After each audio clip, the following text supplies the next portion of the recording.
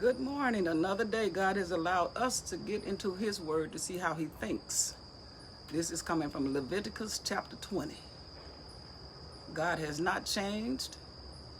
He still has the same passion for us that he had in Leviticus, and he has also in 2020.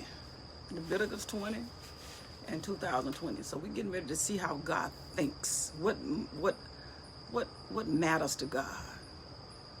And I was thinking today as I listened to this guy this morning, and he was talking about the book of the law, and he called it, the book of, the law, Leviticus. He said the raw law. The raw law. In other words, you do this, is equated in the law you broke. There was no mercy. There was nobody to, well, that's what people say. There was no mercy. There was nothing but the penalty of death connected to anything that didn't line up with the word of God. And I want to ask a question. Has anything changed? Do we still need the law? When we say that we're not under the law, but we're under grace. Good morning, Harold. When we say that we are not under the law, but we're under grace, what does that really mean if you were to explain that to somebody? Because in 2020, we still have what we call the laws. And these laws that we have were originated by God. We have a penalty for anybody breaking the law. We go to a place called the court system. So if the law was abolished, then why do we still have the law? Do we need the law? So let's go into the mind of God, and hopefully by the end of this understanding, that God will show us what he gave as the law and what we have a right to under grace. And if we have grace, why do we still have the law? The law is the law. The law is the guidelines to keep a community safe. And that's what we still have. So evidently, we need to find out, what are we talking about? Because in Leviticus, we have the law. In the book of Revelations, we have the consequences of those who did not obey the law. So we need to find out, what are we talking about? How are we to be strengthened in the knowledge of God? So when we do speak, we sound wise. All right, let's go back to where God's passion has been given to Moses concerning his class. And this is not for everybody. These words are for the children of Israel. These are for God's selected family. This selected group of people who came from the bloodline of Abraham. I'm not talking to everybody, so you don't have to get mad, because this is not for everybody. These particular assignments that God has given Moses is for his class. If I work for Chick-fil-A, then I am going to be under the guidelines of Chick-fil-A. I don't know one business that operates that does not start out with the laws of how to govern my business. If you work for me, this is my business. If I work for a car dealership, they're going to call a meeting. They're going to give me the guidelines. Because why? Because this is their business. So everybody try to tell God how to run his business. He said, wait a minute, hold up. See me as a CEO. Is it right for you to come into my business and tell me how I ought to set up my house? I don't do that to you. Your house is your house. My house is my house. This is what works for me. But some kind of way, we don't see it like that. We don't see it that simple. We see it as, I'm going to be in God's business. I'm going to be a part of God's plan, whether or not you like it or not. God said, no, it don't work like that. It don't work like that. Just like it would be in violation for me to come in and interrupt your house and tell you how to run it.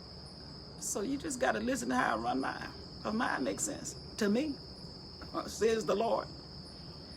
And mercy did not just show up. Mercy has always been here. Always. We just got to go into the Word of God and see how this thing flows. And my head kind of hurting right now.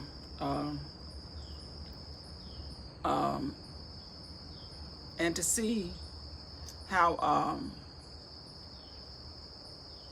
God related to people then. He had mercy then. You want to know why? Because when those children of Israel built their golden calf, and God was on the mountain, in the mountain, talking to Moses, and then told Moses to go down. He folks done got crazy down and go down there and check them out now. Then Moses went to bat for the people a lot, and God backed off. He just always been God. But now that he's established an order, we need to know, what is he still requiring that today we say, oh, that's under the law. I don't know what business it would start with the number one, don't you steal from me. That was under the law. And I don't know what house would operate and say, if you come into my house, I got a penalty for you, and it's going to be called death. That's under the law. Under the law was a man couldn't sleep with another man's wife. That was law. What's wrong with that? We still. So let's just find out, what is God thinking and what is he saying? Because when we say we're under grace, and then we got these laws, and we still got laws, then we got to get an understanding, what is God talking about? Because you can't have it both ways. You can't have a court system that contains the law, and then you got a group of people who break the law and say, I'm under grace. You can't do that. It's either, let's just find out. Because I think that's what we lack, understanding.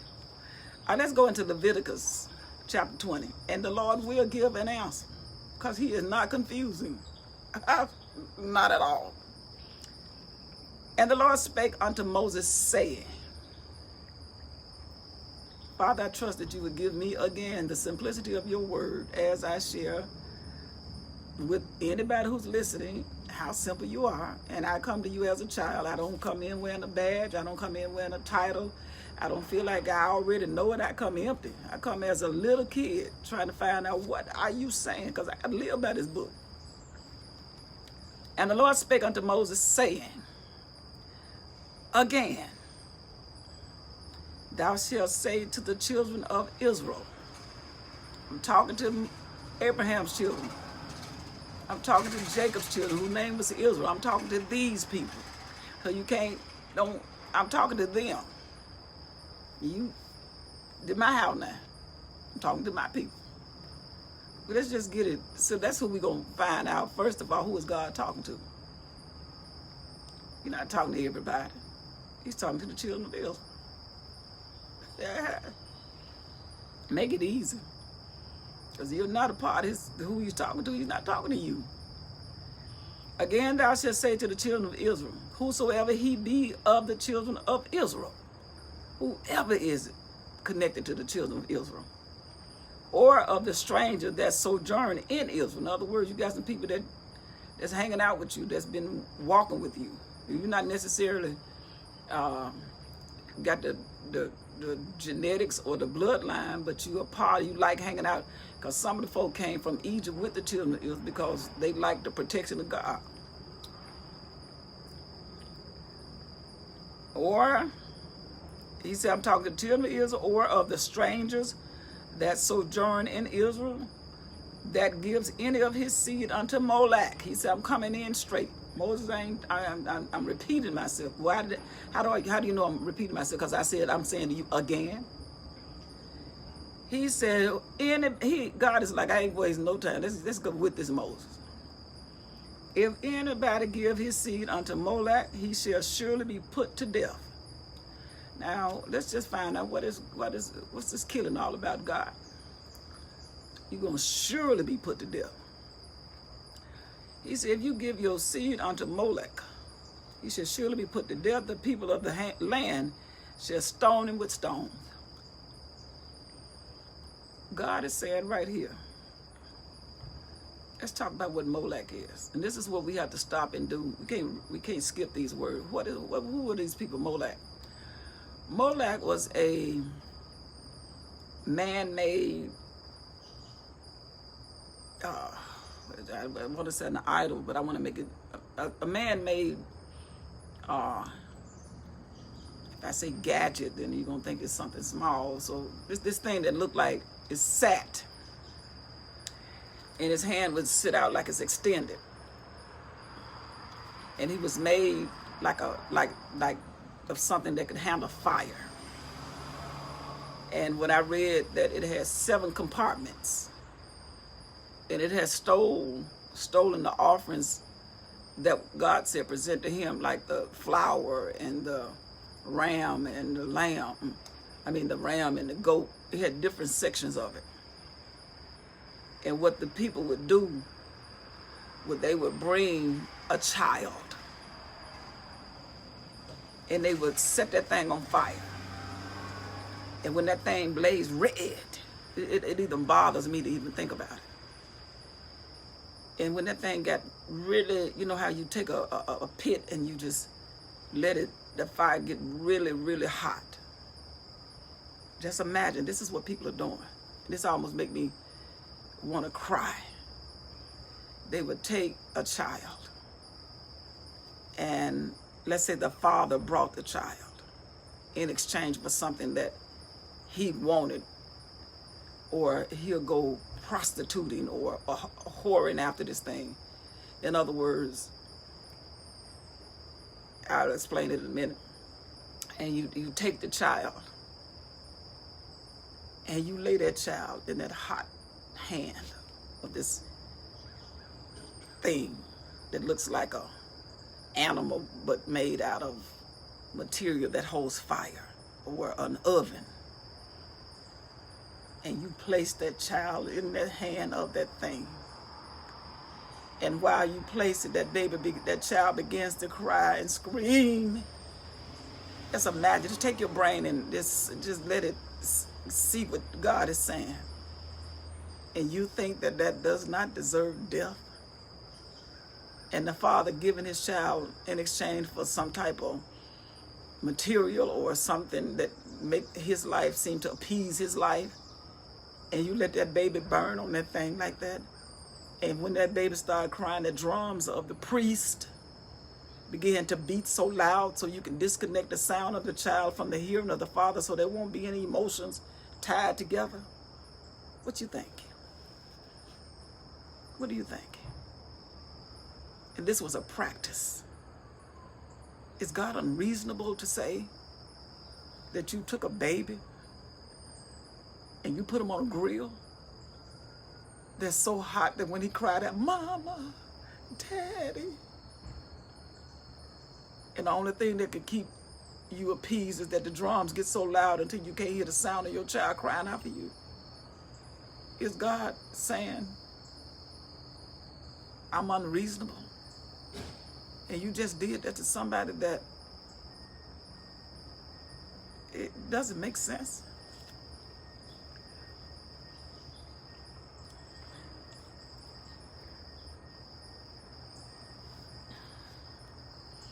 Good morning, young lady.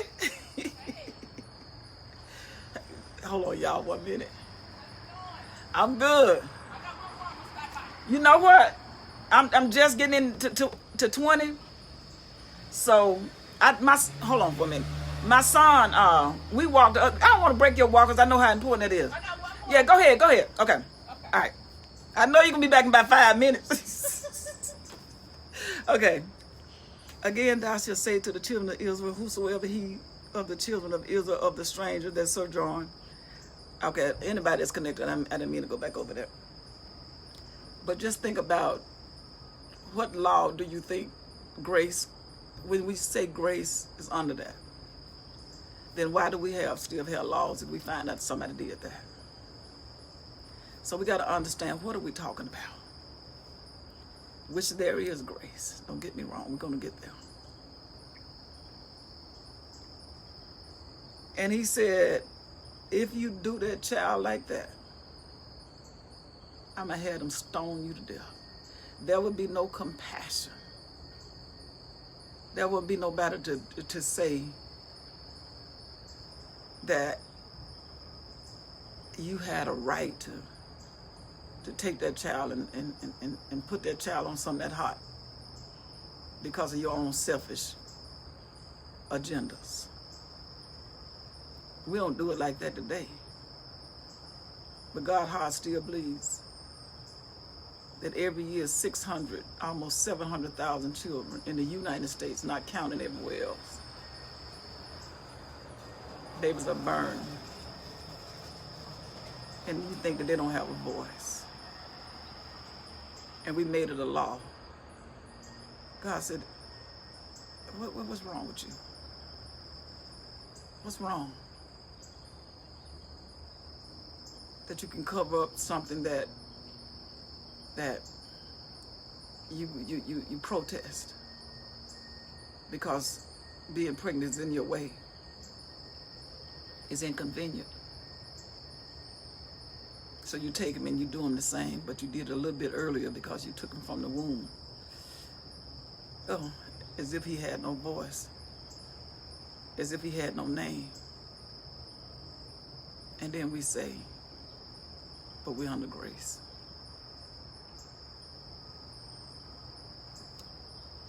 You got to find out what is it. We got to get this thing kind of organized so we can know how we can walk away from God and be forgiven for something that we've done. God had already set in order the things that the people needed to do before he got to this. It's because I'm saying it again. Now, if a man sinned, he had that. He had those things that would satisfy him as long as they brought a offering to say, I've done wrong.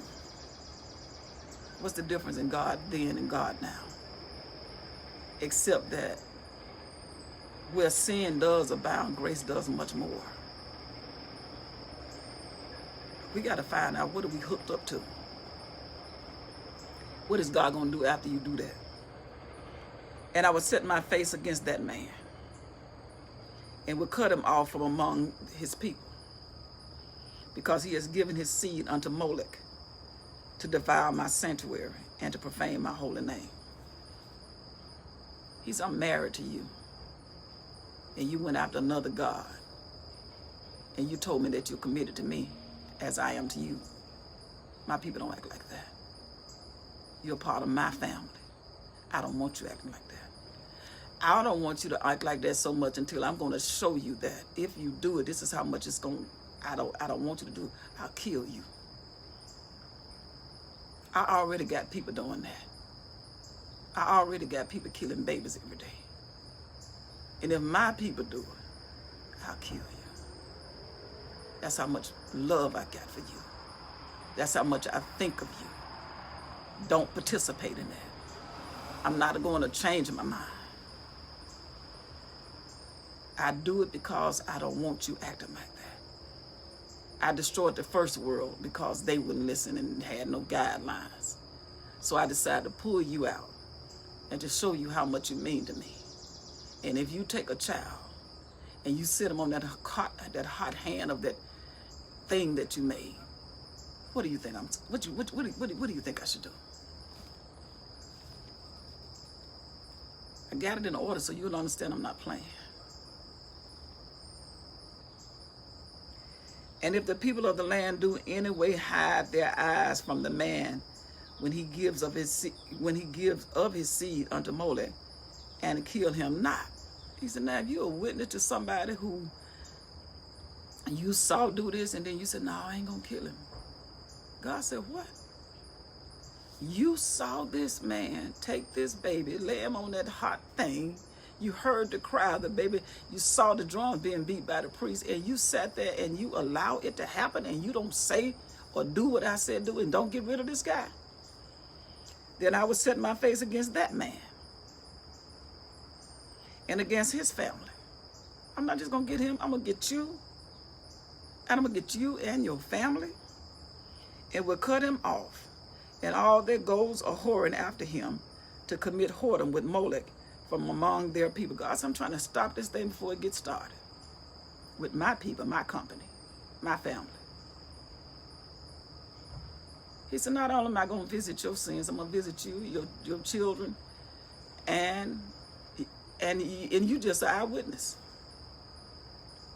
You just the person who looked upon and said it's okay. How does God do that?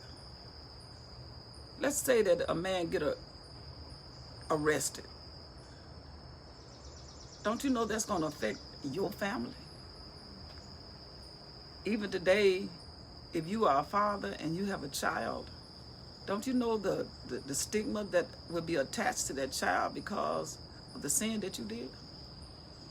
That child can't hardly get a step ahead because you just left something, and anybody that allowed you to do it and did not stop you from doing that, you saw a child being laid there. And you sat there and you allowed it to happen. That's accessory to the crime. That's word.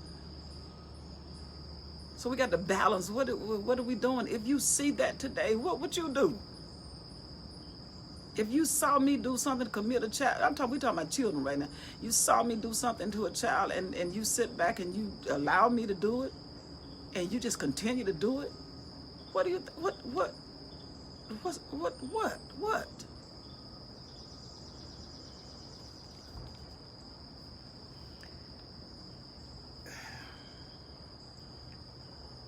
Then I would set my face against that man and against his family, and would cut him off, and all that goes are whoring after him to commit whoredom with Molech from among their people. So God, so I'm getting that straight now, Moses. Tell them right now, have y'all don't kill the babies like that. I'm telling you now, don't do it. 600,000 every year. And I looked at last night what percentages of the United States versus some other, and they said in Pakistan it's 50% abortion. In the United States, of what I read was like 13% in different places between. Imagine if we killing 600,000, and the percentage, and not the number, but even to the people that's in the land of in the east, over there in that area. This is a practice, and it's 50% of these people doing this every day. And you think God is sitting back saying, I'm blind? Oh, it's just hard to even imagine who is this number that John said he saw that nobody can count. And this is way back in the beginning of where Leviticus is. And this is thousands of years before Jesus came. And now that Jesus have come, what's our excuse to still do what he didn't tolerate then? And now you got somebody that can tell you in your head, don't do it. Because he already said if you commit adultery, you even look at a woman. I'm starting in the head. I'm trying to change the way you think about things so that you won't actually do the thing. Jesus said, I came to change the way you think because I don't want you to do this stuff. I want to change the way you think so you don't have to build another place to incarcerate people. Because if I can get the thought out of a man, if somebody get to know me in the mind, then I won't have to worry about you, what you'll do with your hands. That's what I'm trying to do. I'm trying to change the way you think. Hold on one second. Didn't I tell you it's going to be 5 minutes? Girl, I'm telling you, I haven't even got to the next verse, and you back. Let me go get my mask. All right. But if you want to, I'll just holler at you. No, I want to bring you something. Okay. And the soul that turned after such a familiar spirit. So let's go to the next one. I'm going to get you. Moses, tell them. Leave them babies alone. Don't try to outwit me. I'm telling you. Don't do it. And as I was saying, as John saw this number that no man can number, I can't imagine the line of souls that were taken as a child I can't imagine them not knowing God.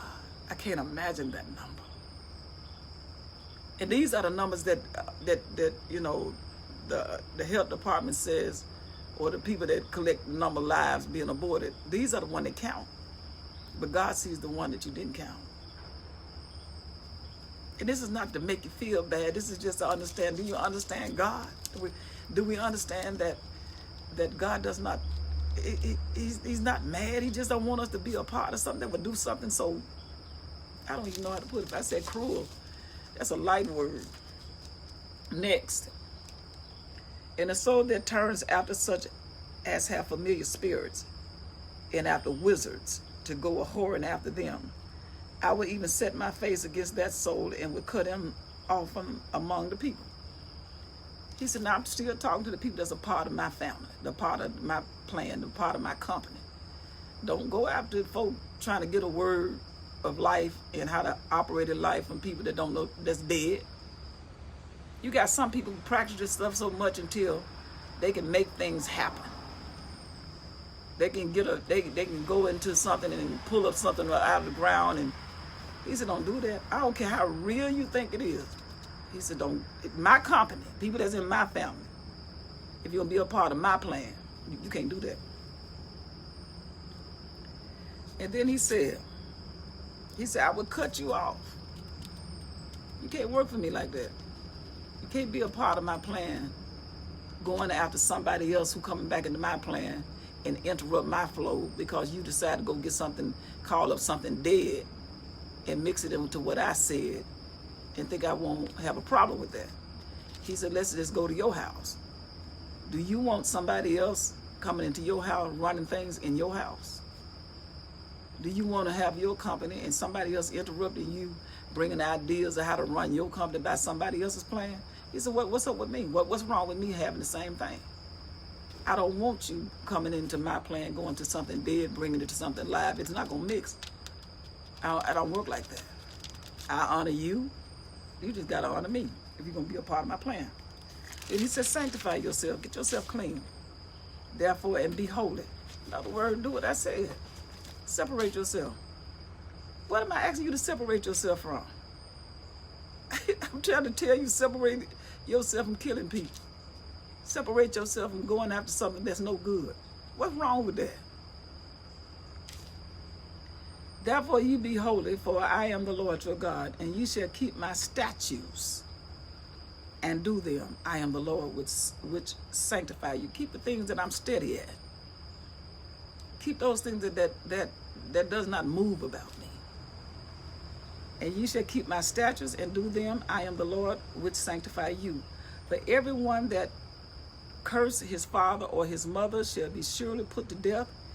He has cursed his father or his mother, his blood shall be upon him. Who don't like that? Who don't want children that's obedient? I'm talking about even if they're young or even if they get old. I'm looking at some. Okay. He said, if everybody wants to be honored, tell me a mother on earth that does not want their child to respect them. I don't care if he get fit, you 60 and he 42. You still want that child to honor you. And you don't have to be the perfect parent for God to say you ought to be honored. That's your child. That child don't care who your mama is. There's a respect that attaches itself because that's who you are. You used your body to bring forth. First of all, God is saying, don't kill the baby. And then you better respect the one that gave birth to the baby. God's got such a protection over his plan and his people in his family. He said, now I know the world would disrespect the mama and disrespect the daddy. He said, but my people won't do that. Because they understand there's a penalty for not doing that. I honor you for giving birth. I want a day named for you just so people can know that I am the God that says, that's your mama. That's your mama. If I can get the family to understand, if we just honor our family members, then the world gonna be separated and look that good just in that spot. I like that young man. He honors his mama and he honors his daddy. He won't do that because he knows that his parents don't approve of that. And then if the mama is not doing the right thing, that child still is connected with God because he said, I honor my mama. My mama may be on drugs, but that's my mama. My daddy may be incarcerated, but that's still my daddy. It's just something about it. I wouldn't be here had it not been for them. So there's an honor for them that I got to have. And then I can stay focused on my business because I ain't mad at my mama. Because that's the only reason why God was like, well, not the only reason, but that was one reason why God was like, do that so you can stay focused on the things that you can do. But if you mad at your mama, mad at your daddy, you ain't gonna see clearly. So that's when God said, honor your parents. And the man that commits adultery with another man's wife, even he that commits adultery with his neighbor's wife, the adulterer and the adulteress shall surely be put to death. Let me tell you why that's still, this is God speaking this when the law was being made for his company. Because it hurts. It hurts. It destroys the mind. You can't think straight.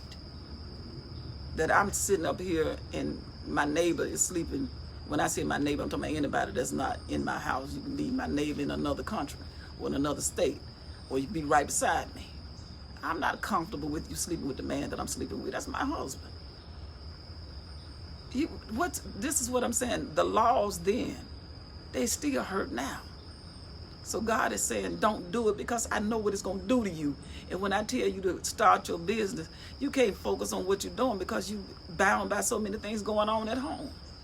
That's why I don't want you to do it. Because I want you, when you paint that woman's house, to be so ready to paint it right until you don't have those distractions.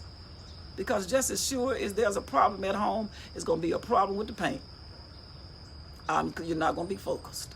And I'm trying to show you how to do good work. And these are the things that'll keep you from focusing. And that's why I said, right now, you shall surely be put to death. I don't want you to die. What I want is you not to do that. I'm not trying to kill you. I'm just trying to tell you, if you don't pay me attention, what I will do. Ooh, I'm rhyming, ain't I? And the man that lies with his father's wife, who would want you to land with your... What? And the man that lies with his father's wife has uncovered his father's nakedness. Both of them shall surely be put to death. Their blood shall be upon them. You want to lay with your daddy's wife? Does it make sense today? If God said it then, does it make sense that you lay with your kid? Do you understand this stuff was going on? God wouldn't have said it had nobody not been doing it. He said, I got a group of people that do that. But I don't want the people in my company to do it. I don't want the people that's in my presence. These are laws that people are doing. Whether or not we do them or whether or not it's unheard of, somebody somewhere in this world, some son is laying up with his mama. God said, not in my company.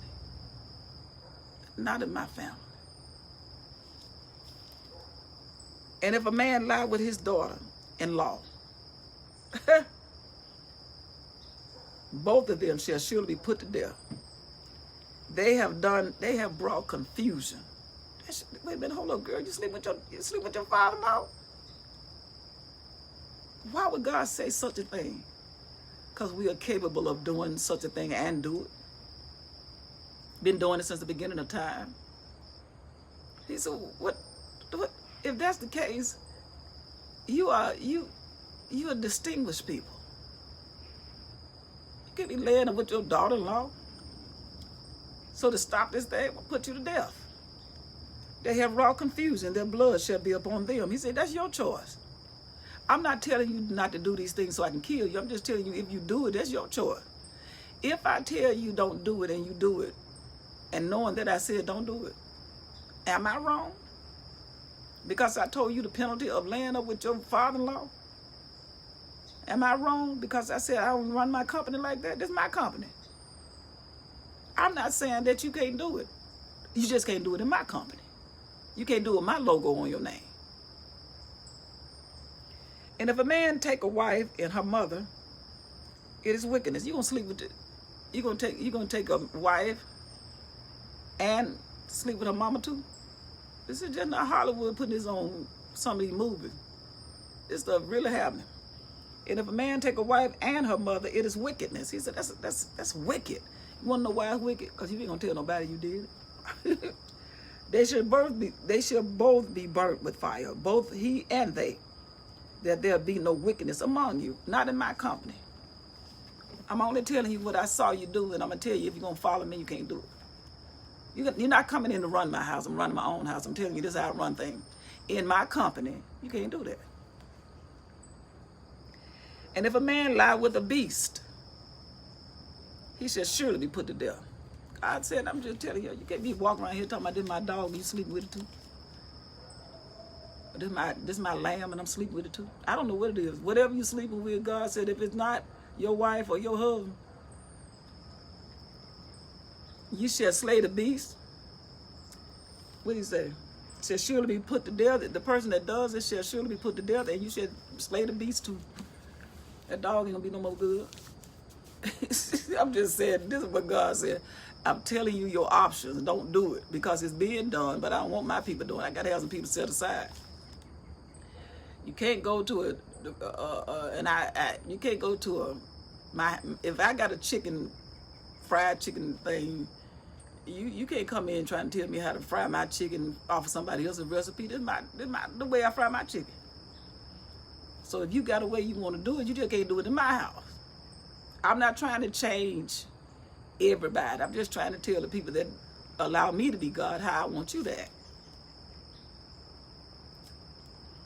And if a woman approach unto any beast, so that's if a man was laying with a beast. And then now he said, if a woman approach any beast and lie down there, thou shalt kill the woman and the beast. They shall surely be put to death. Their blood shall be upon them. That's a choice. Nobody, he said, if you do it, I'm telling you before you do it. In other words, when you work for a company and they tell you what the do's and don'ts are, and you decide to don't do it, then he's not fair if they told you what the penalty is. You're going to get fired. But God is saying right now, I'm telling you right now, I'm not being strict. I'm just trying to tell you how to run my company. Don't do it. And if a man shall take his sister, his father's daughter, or his mother's daughter, and see her nakedness, and she see his nakedness, it is a wicked thing, and they shall be cut off in the sight of their people. He has uncovered his sister's nakedness, and he shall bear his iniquity. The house can't be doing that. The house can't do that. That's too much confusion. A man shall take his sister, his father's daughter, that's your sister, or his mother's daughter. He said, that's your mama's child. And you look up on her. What's the difference? Why you need me if you're going to do that? I'm just saying in my company, my people don't do that. There are people that's doing it. I'm just trying to set you aside so you can understand I don't play that. I don't want you acting like that. I'm trying to make you distinguished. So when your child goes home, they understand that's my sister's bedroom and this is my bedroom. We don't sleep together. But do you not know that people are doing that right now, 2020, when God said then it don't work and it won't work now? You know you're wrong because you're going to come out and say, yeah, me and my sister, we sleep together. Well, you don't see that. We hide that. But God has said, I want you to live a life so you don't have to hide what you do. And if a man shall lie with a woman having her sickness, and shall uncover her nakedness, and he discover her fountain, and she has uncovered the fountain of her blood, and both of them shall be cut off from among you. He's a man that you touch that woman while her period on. He said, that's nasty. That's unclean. Don't do that. You're not that desperate. That's a release of something inside of her body that's dead, and she's releasing dead. Something dead that did not get fertilized. And then you go in there and he said, don't do that. Now, again, I'm talking to the people that's in my house. But do people do it? Absolutely. But not the people that's working for me. I'm just trying to get my people to be distinguished. You can't do these things because otherwise you look like everybody else. And in my house, I got different guidelines. And if a man should lie with his uncle's wife, he has uncovered her uncle's nakedness. they shall bear their sin. They shall die childless. He said, I'm going to tell you right now. I ain't going to never let you have no baby. Lay up there with your uncle's wife. And then go to the doctor and find out why I can't have no baby. Who you been sleeping with? I'm not saying it's everybody. But he said here, if a man lie with his uncle's wife, because he said, I got to put some penalties on this stuff. And you look at your uncle's wife nakedness, that's that man's wife. Why is God saying it? Because we'll do anything. And he said, I have to call it out like it is, because if I don't, you'll say I ain't no better. So I'm trying to, like this man said, the raw law. If a man shall take his brother's wife, how you gonna sleep with your sister-in-law? You already know people don't like that. 2020, you know I don't want you sleeping with my sister-in-law. And but people do it. Because why they do it? Because God said they did it. He just said, I just don't want my people to do it. And if a man shall take his brother's wife, it is unclean thing. He has uncovered his brother's nakedness. They shall be childless. No. I'm not going to let you bring on child out of all that. It's already confusing enough. Ye shall therefore keep all my statutes and all my judgments and do them. He said, don't just know I said it, do it. Don't do it. Do, in other words, if I say don't do it, please don't do that. This stuff is going around, but my people can't do that. And I will get you, and you will still be mine. But you ain't gonna get back with that. He said, the reason why you don't do these things, that the land, do them, that the land where I bring you to dwell therein. He said, if you do, it's gonna spit you out. It's gonna spew you out. The word says in a few chapters before, it will vomit you. In other words, you could be in the midst of a whole lot of people, but the one that did wrong with the earth will throw it back up. It'll identify where you are. That navigation system, that there it is. It's happening in that house right there. Because I know, when incest is in a family, it does something to that family. It does something to it. It does something to the mind of a child. It does something to the mind of people that do that. You can't think straight. And that's what God is saying. I need your mind. I need you to be thinking right. But if all you can think about is by the time you get a voice and you come out of hiding, you start telling how your daddy slept with you and your sister slept with you. Think about all the things that you were doing that you weren't really paying attention to because you were so focused on the things that somebody was doing to you that you tried to hide.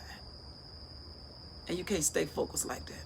You can't, and then you wonder why when you go to school you can't catch on things that fast because you got other things on your mind. And God said, I got so many things inside of you that I want, but somebody blocked it.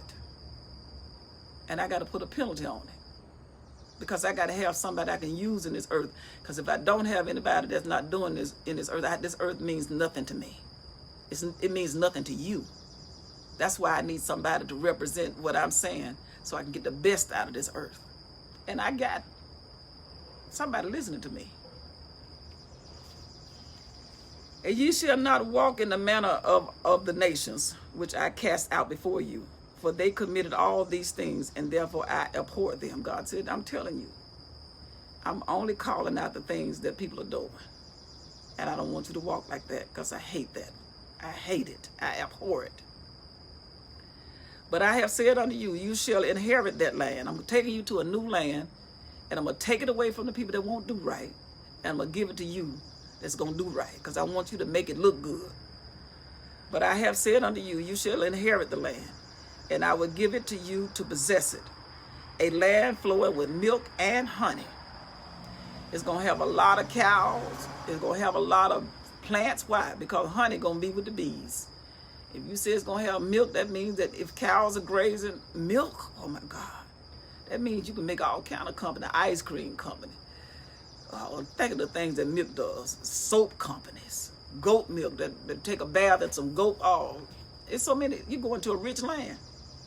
But I'm not going to give it to you if you think you're going to violate my word.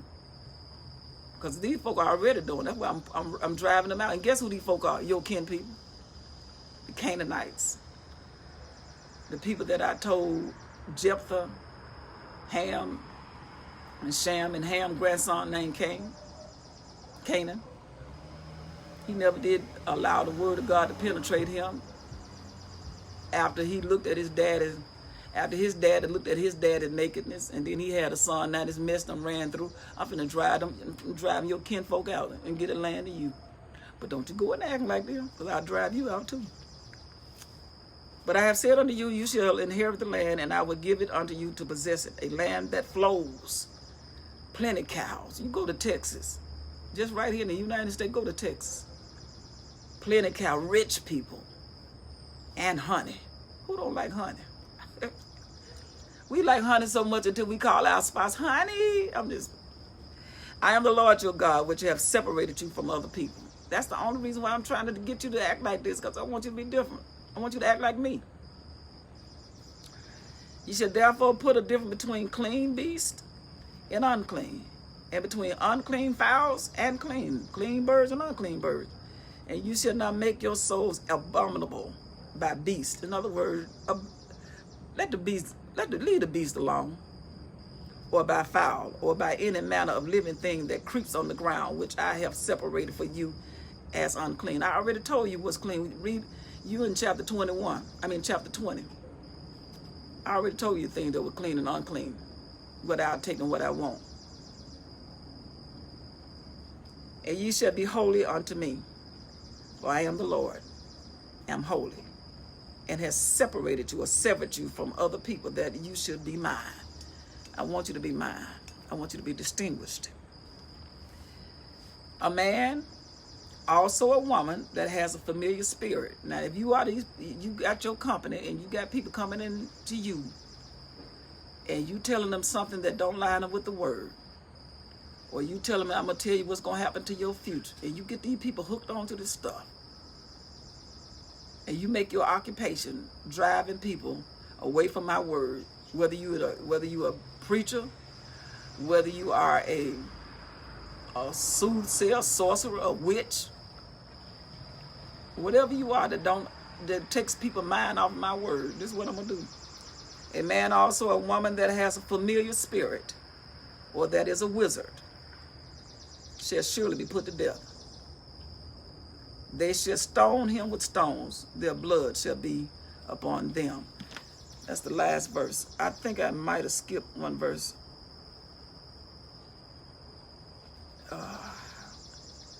If I did, I'll bring it back. I'll come back and add it to what I'm saying. I think I might have skipped one. But these are the things that God is saying, that's if you're going to be a part of. He said, now this is for my people. You can listen to what you want to listen to. You can believe how you want to believe. But if you're going to be a part of my plan, this is how I run my company. And I did not say that I've changed my mind because I gave you my son. Jesus said, I want to get it out of your head so you will never do it with your hand. I want to show you how to construct a family. I'm not saying what I think some of us thought, that Jesus came and so therefore we can live in the kind of way we want to. Jesus said, no, I didn't come for that. I came to show you how to be what my Father expects. My Father said, I don't like these things, and I came to show you how not to be like what he don't like. Because if I can get in your head, then I can stop you from stealing, because I told you you were wrong when you thought about it. When I get in your head and I see you getting ready to plan to sleep with another man's wife, he said, I told you if you even look at that woman, that you already committed adultery because you started it in the head. So I'm trying to get inside of how you think, so you won't act out the things that you thought about if they don't line up with what my Father wants. You never will have to get penalized for it, because we changed our minds. And if people will hear God's word, they will change their mind. Absolutely. So that's all. This is what that grace is. Jesus said, let me educate you. Because when we get to Revelation, if you've done these things, then I got to deal with you like you broke the law. I will be back. I'm getting ready to go walking. Y'all have a good day. Love y'all. Comments are welcome.